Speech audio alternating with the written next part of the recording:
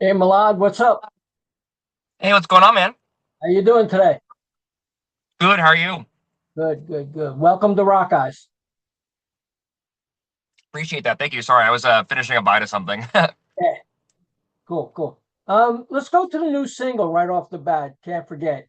Um, how long did that take to write? Was it quick or, something that came to you or So it was a pretty quick song. I say we got it done from like the initial idea to the finalized version in about a day and a half, 2 days or so. right? Um, it was a pretty different songwriting process for us than the majority of our like previous content, I would say. So we actually went into the studio and Austin Coop, our producer, we walked in and he's sitting there like playing an acoustic guitar, singing like the first half of the chorus melody, but like really slow and Right, really like kind of like I guess the way that I would say it is maybe like a much sadder sounding version of the song, which the content is still pretty sad. But he was just kind of repeating over and over again, I can't forget about you, I can't forget about you. And he was writing about his mom who had recently just passed away. Um, and so from there, we started playing with some more ideas, adding some more lyrics in. We kind of got onto the idea that maybe the song needs to be much faster in tempo. We got thinking about like drum and bass, kind of like EDM kind of music to get something a lot more like upbeat, a lot more like energetic, but still have the same, progression, still have the same like somber, emotional feeling. But, right. again, like we kind of revamped it pretty quickly and then it became a pretty high energy, pretty energetic song. Now let's go back to Sister Moon that came out in 2017. And then was it a reissue in 2018 on the Pale Chord label? Yeah, so that's all correct. Initially released in 2017, and then we dropped it as a deluxe in 2018 whenever we announced that we signed with Pale Chord. Right, right. And after that came The Secret We Keep Yep, as the an secrets we EP. keep. Mhm. Uh-huh. And how was that received? I would say that The Secrets We Keep was received a lot better than Sister Moon. With that said, to this day, we still get a lot of people asking us what songs we're playing off of Sister Moon, which at this point, we don't really play any. But The Secrets We Keep, that one definitely kept the band moving for a while. I think the best received song was probably Drowning. Right, Um, that was our first song to surpass 1 million streams on like Spotify, for example. right. So, yeah, to this day, I think a lot of people still want to hear a lot of those songs. And then we moved on from those to Sabertooth, and then now we're in the beginning processes of putting out our self-titled LP. Cool. What about in I guess last year, GYAB? Tell me anything Uh, about that? yeah, so a lot of the newer songs are kind of more pop structured. There's a lot more emphasis on the singing and the melody. Now there's still quite a bit of intricate guitar work, a lot of heavy moments, still quite a bit of screaming, but we wanted to make sure that we still came out the gates with a really heavy ass beater of a song, if that makes sense. That way, it doesn't get twisted or misconstrued at any point that, we're not going to continue being a heavy band or we're not going to be a band that writes the songs that we want to write. So, with that said, we wanted to make a statement, write a really heavy, angry song about, essentially, the your haters and doubters, your ops, that sort of thing. So, Right. Now I'm going to go down a couple of the tracks that sure. really impressed me that I really liked, and I noticed maybe the newer material is more clean vocals. Yeah, that's correct. So, like I kind of mentioned a second ago, there has been a lot more emphasis in our songwriting on, you know, um, not necessarily trying, we're trying to evolve, we're trying to grow, we're trying to expand our fan base. We definitely don't want to sell out, we don't want to change, but we are trying to be more mindful about what keeps fans, retains fans, gets new fans, because we have a very small, very dedicated fan base, but we want to expand into larger markets. We want to be able to be, talked about in the same conversations as bands like Bad Omens, Spirit Box, Sleep Token, even some newer bands like President, things like that. So we want to be able to have a discography that kind of allows us to fit in where we need to, if that makes sense. Right. So with that said, there's been a lot more emphasis on songwriting. There's been a lot more emphasis on leaning into our strengths, one of which is me kind of like finding my voice and refining that. Right. So you'll see, there's quite a difference in the way that I sing and the amount that I sing in some of the newer stuff versus some of the older stuff. Right. Yeah. Cool. Cool. Like I said, I want to go down some of the tracks that I really liked a lot, and because I Sure. watched a lot on YouTube this morning, and did my research and stuff like that. My favorite song is Ember. I Mhm. really love that track. Can you tell me anything about that song? So that's actually like my favorite song that we've ever written as well, by far. That one is probably the most emotionally vulnerable I have gotten about like things in my personal life that I've ever written about. Right. So, a lot of our previous discography, I'm talking a lot about still emotional topics and things that I care deeply about, but a little bit more um, external things. For example, I'm talking more about the world. I'm talking more about telling other people's stories and how certain events have impacted me. But this, I'm really, really, really introspectively diving in, talking about like personal, vulnerable heartbreak and relationships and things like that. And so, we wrote this one with Jonathan DeLeese in the studio, and our old bass player at the time, Jake, was playing this rhythm on guitar, and he was kind of trying to hum out some melodies. Like, hey, I've got some lyrics that I think would fit that. So I go to the other room with him, and we kind of start playing around with those, and we kind of reach what ends up being the chorus, if that makes sense. And then we bring that back to Jonathan, where we start then kind of laying down some like song structure, guitar stuff. But um, to this day, that's my favorite song I've ever written.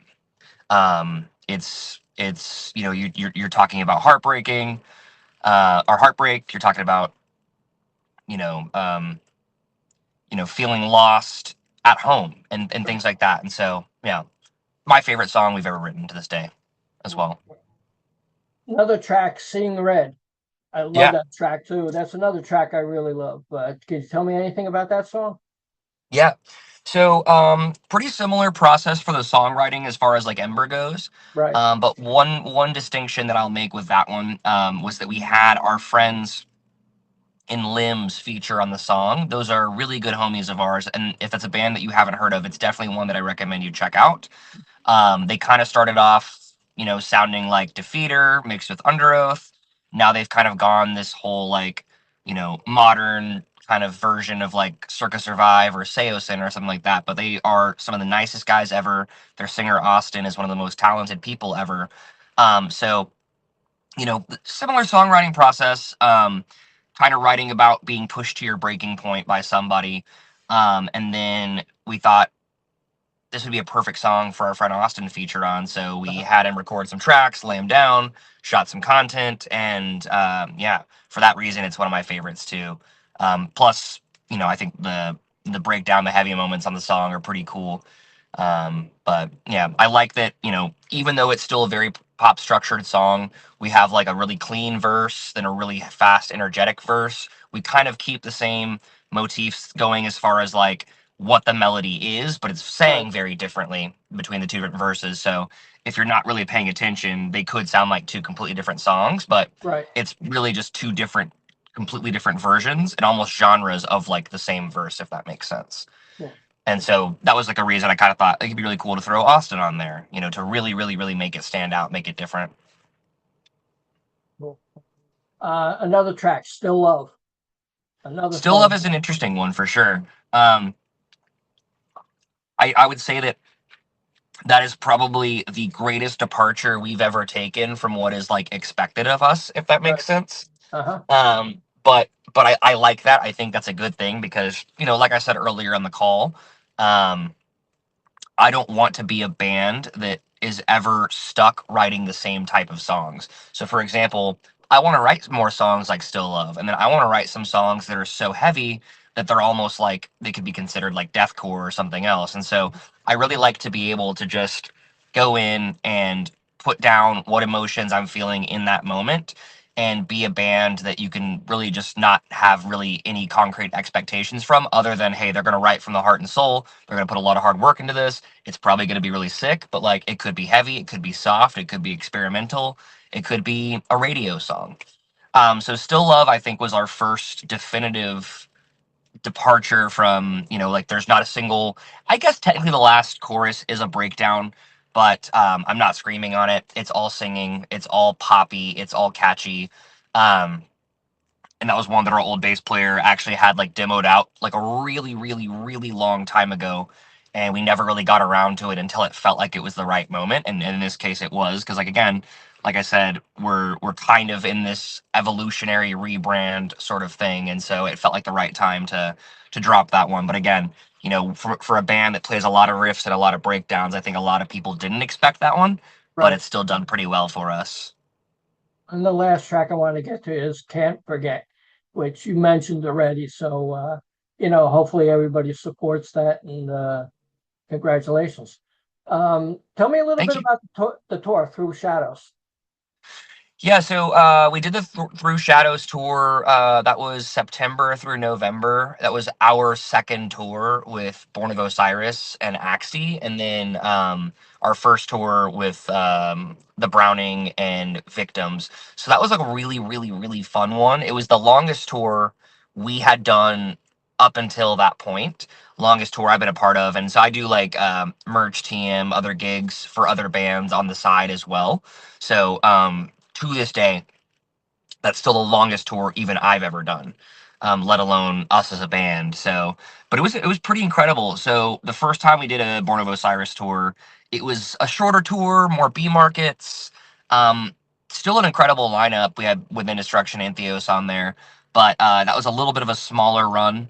And then this one was predominantly A markets celebrating their new album. So it was kind of a bigger deal.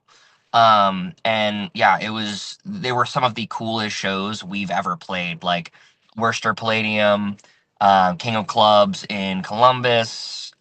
I'm trying to think. There were some really, really, really spectacular shows on that tour. Some of the biggest we've ever played, some of the most energetic.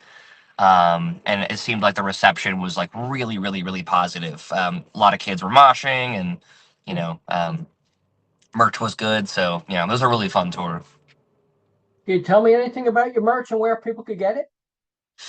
Yeah, so right now, we are. I'll like let you in on a little bit of a secret. So, Uh, so people who watch this interview may get this information a little bit earlier than just waiting on social media. But so a couple things. We are about to launch a pre-order for our new LP. So we're gonna have some limited merch designs through Merch Now. mhm. And then also behind the scenes, we've partnered up with a new merch distributor and are in the final steps of launching our new website, Right. which is going to have a ton of new designs as well. So, all that said, in a couple of days, I think maybe even by the end of the day today, um, we'll have the pre-order live, and then a couple, and probably like another week or so, we'll have like our new website launched. Maybe we might wait until after the pre-order cycle or something like that. But yeah, we're gonna have a new merch website very soon too, with a lot of new designs and a lot of fun stuff. Cool, cool. Now, would you prefer an intimate show or a bigger venue show, or what's the feelings like for you playing both different kinds? Yeah, so both are very different, both are very fun, and I think both serve their purpose. So like some of my favorite shows we've ever played could have been like maybe 100, 150 kids in a, small dive bar. Um, like if their energy is there, Right. it makes all the difference in the world. And yeah, there's oftentimes no better feeling than walking out to like an enormous packed out show, Uh-huh. and that having that crowd like feel like they're in the palm of your hands and just going, absolutely ballistic from start to finish. Um, I find a pretty good mix is like if you can be not necessarily in like a dive bar, definitely not necessarily on like a festival stage, Right. but my favorite shows tend to always be like a sold out club show, Right. maybe 500 cap room, 750 cap room, 300 cap room, 250 cap room, that kind of general range is Hmm. like my favorite environment where there's no barricade, there's people's Hmm. faces right in yours singing the words. You know, the pit is open the whole time, start to finish. Everyone's going crazy, but you Hmm. can see everyone's faces. They can see, you know, the beads of sweat running down yours as you're singing and stuff. That's like my favorite range is like, you know, don't get me wrong, I love festivals. It's such a flex and such a fun thing to play in front of a huge crowd. um and oftentimes it's great for like getting new fans or like fans that don't necessarily get to see you often get to see you because okay, I live in Alaska but I'm gonna fly out for this festival, and then Right. I'm gonna see all the bands I like that never come here. So like it's good there's everything is good for something, right? Right. But my yeah, you know, I would say my bread and butter, if you could just stick me in like a 500 cap room that's sold out every night, Hmm. you'll never hear me complaining, you know? Cool. So you mentioned about a new album. Can you tell me anything about that one? Yeah, so it's the self-titled LP. So Hmm. it's just going to be called Lost in Separation. It's going to feature several of the songs we've already talked about. Right. Ember, Still Love, Can't Forget, that, so on, so on. Obviously with a couple new tracks coming too. But yeah, it is, like I said, our statement piece. It's going to be us being experimental and stepping outside of our comfort zone and what's expected of us. There are really heavy songs on there. There are really soft songs on there, and everything in between. And so, you know, it's really the defining moment I think for this band in our career where we're taking, I think, the biggest step forward we have thus far. You know, so I hope that it, you know, is received well and brings us better opportunities. We're about to go out on the road in April and May with He Is Legend, A Lot Like Birds, Dropout Kings, Kent Osborne. So it's actually two separate runs, but um, you know, we're gonna be playing only songs from this LP in celebration of its release, which is coming in May, Right. which is not public knowledge yet, but I'm okay with letting you know right now because, like I said, the viewers Uh-huh. who take the time to watch this interview, they deserve that little bit of extra information. You know what I mean? Cool. Cool. Will this come out on vinyl? So we've talked about it. I think that we need to double check. It's for sure coming out on CD. Um, it's just one of those things where, you know, we're on the tail end of the issue, but it's one of those things that kind of got messed up by COVID, Right. and it's just made some of the processes a little bit longer. Made some of them more expensive, et cetera, et cetera. It's something that we've been dying to do. I think what we'll probably try to do is if we don't get this LP on vinyl by release, we'll Right. at the very least try to have maybe a few copies of every release Hmm. by Yeah. like Yeah. the end of the year, end of next year, something like that. So it is always something that we talk about. It is something that we want to make happen. The ducks just haven't been properly in a row yet, if that makes sense. And what's your feelings on paid meet and greets? So, I think as long as the payment isn't outrageous and it comes with a lot of good things.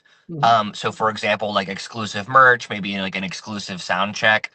I think it's a good idea as long as, like I said, like it's not like an outrageous, disrespectful price and there's actual value in what the consumer gets besides just meeting the artist, if that makes sense. Right. So I've seen everything from like, you know, bands that could be charging more and are giving a lot, which I think is great, to artists who are like charging to take pictures with fans, which I think is absolutely ridiculous.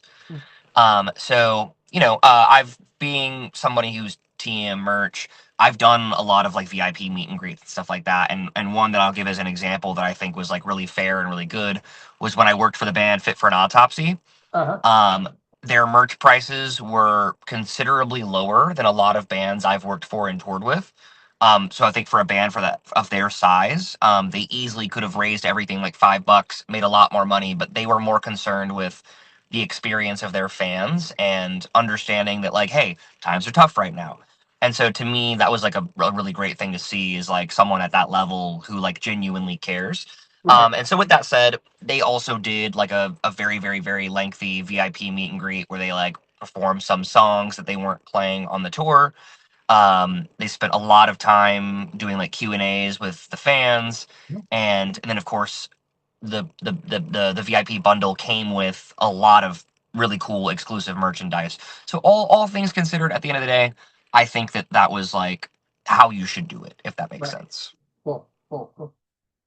Were you brought up on metalcore music? Honestly, no. Uh-huh. And I don't feel like I ever even liked music. I know it's such a weird thing to say. I never liked music up until the point that I started discovering kind of like angsty, heavier music. Right. And, so like that really even started with like Green Day's American Idiot for me. Right. Um, Growing up, and my dad listened to like classical music. My mom listened to like a lot of R&B and top 40. Right. So like I know a lot of those songs. I have like more respect for them and like them now, but I didn't like them Right. as a kid. Like I hated listening to that shit when I was a kid. Like I didn't like listening to music at all. And Right. then someone gifted me American Idiot by Green Day when I was in like third grade, fourth grade, and suddenly I was like, oh wow, I like music. I like this kind of like angsty, bad, bad guy music. And then from there, um, within a few years, I had really discovered a lot of like the metalcore classics of the time, Right. and really resonated with that genre. And so for me, another thing is like growing up, I'm not religious. It's not like a huge part of my family's life either, but we did go to church for a time, and I remember like watching people in the crowd like singing and worshiping, putting their hands in the air, and I was like, I don't understand what they're feeling at all. Like, Right. how are they being moved to do this? Like, is this an act? Is this something they're genuinely feeling? And then I discovered all of this music, and Right. then suddenly I was like, okay, in this context, I get it now. I understand being moved by the music. I understand, like connecting more than just listening, if that makes sense. And so it was like an awakening for me. So When you were younger, did you have any vinyl at all, or is it all CDs and downloads? all CDs and downloads, a lot of LimeWire. So I would get in there and download things of like varying quality. Sometimes you download something that was called something and it was actually something else, and it was someone like self-promoting their own band by Right. trying to get you to download something else. Um, but I did have a pretty extensive CD collection. I probably own 5 vinyls, if Mhm. that. And they were all gifted to me. It was never my thing, vinyl. I think it's cool. And I think it's cool that people do love it and collect it. It was just never for me. Do you feel a band needs a label these days, or rather do it independently? I definitely feel every side of that, and it's something that I think about a lot. And so we just announced our signing to SBG. If Right. that kind of gives you an indicator, we've kind of always been like boutique label or like just distro and Right. independent, if that makes sense. Right. This is our first time.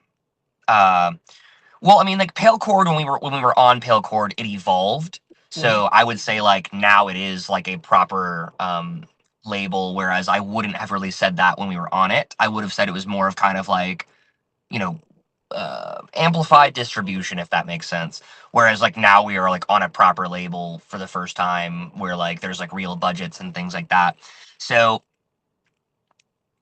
I would say that if you can do it all on your own, fund it all yourself, you can promote it all yourself, you can make all the connections you need by yourself, Mhm. then there's no reason not to be independent, especially in this day and age where like a lot of people in the industry are like really sharky and money hungry. Mhm. With that said, if you are surrounded by the right team is the right team, and that can change a lot for you. And so when you have even, and I say this a lot too, it's like it doesn't really matter who you are and who you're connected with, because like if your manager doesn't Right. care about your band, Right. they're not going to do anything for you. Right. Versus like if your manager may not be a household name in the industry, but if he cares about you, or she or they, a lot can be accomplished. So with that said, like if a band's like, hey, like help me get signed, I'll be like, why do you want to get signed? Right. Um, if it makes sense, it makes sense. If it doesn't, it doesn't. A lot of people, I think that it's like a rite of passage, and it is like a big accomplishment, and it's an important and significant event, but it's not what's necessary. Like Right. getting signed is not going to just automatically propel you to the next level. You have to have the right team. You have to have the right music. A lot of things have to be in place. So, long story short, I don't think it's a one size fits all, and I think that either option works, and a career in music is possible either route. I think of bands that I've toured with, Traders and like Attila, that are like technically like independent bands now. Right.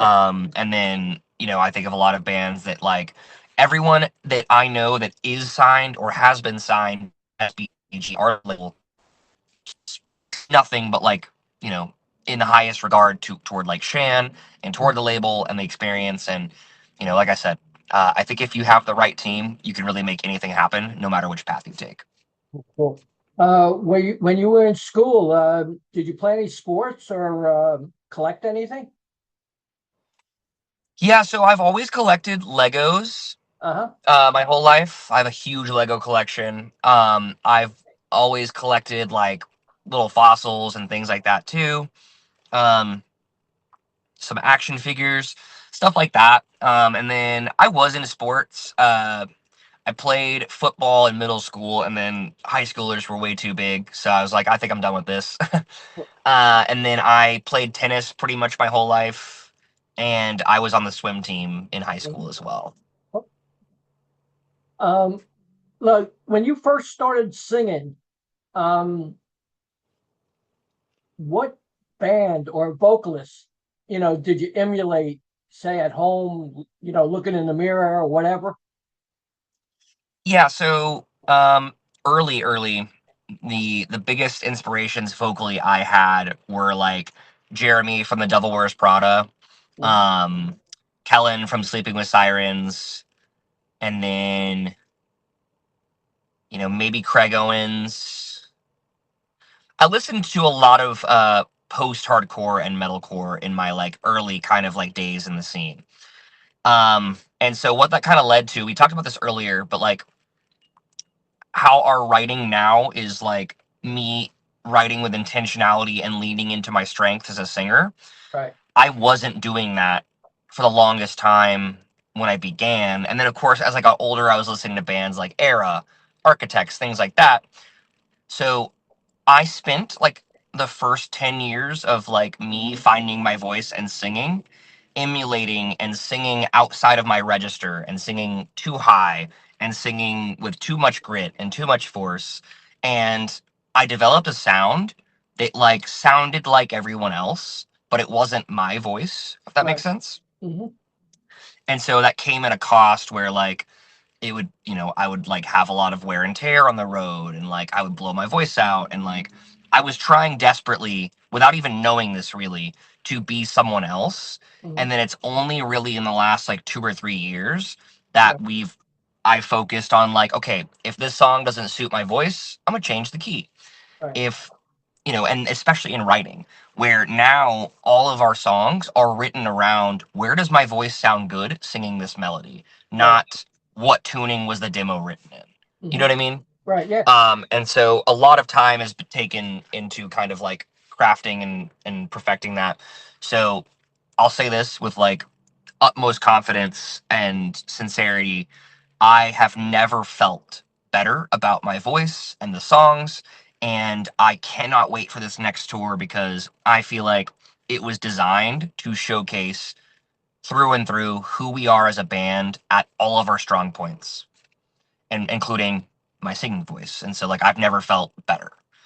So And what's your feeling about the world as it is right now? I know I watched the interview that you said your father was Iranian and your yes. mother was from the United States. Do you get up and look at the news every day, or what's your feelings? Yeah, so every day there is news to look at. Every day it's, scary and heartbreaking, and you know, uh I wish a lot of things could change.